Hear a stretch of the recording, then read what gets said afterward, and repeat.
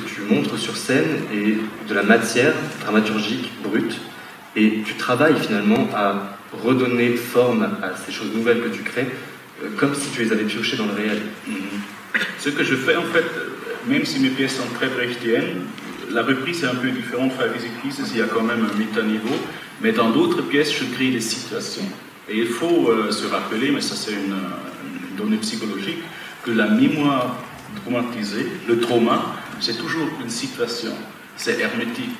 Il n'y a pas de niveau. Tu peux revivre, je ne sais pas, un génocide, tu peux revivre une mémoire traumatisante, mais tu ne peux pas l'expliquer, tu ne peux pas la changer. C'est quelque chose qui, dès le début à la fin, va d'ici à là. Et c'est pour ça aussi que je dis, mais comment je raconte le génocide rwandais? Je vais le raconter en temps d'une heure, d'une radio, qui, pour moi, a tous les éléments en fait, de ce génocide là-dedans.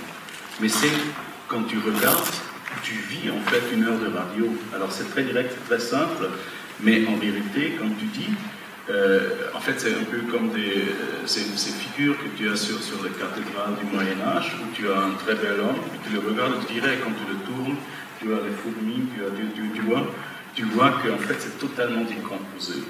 Et si tu regardes ce radio, tu dois avoir un corps dramaturgique totalement décomposé. Il n'y a rien, mais quand tu le regardes, tu le vis, tu t'immerses, et tu as une chose qui est compacte.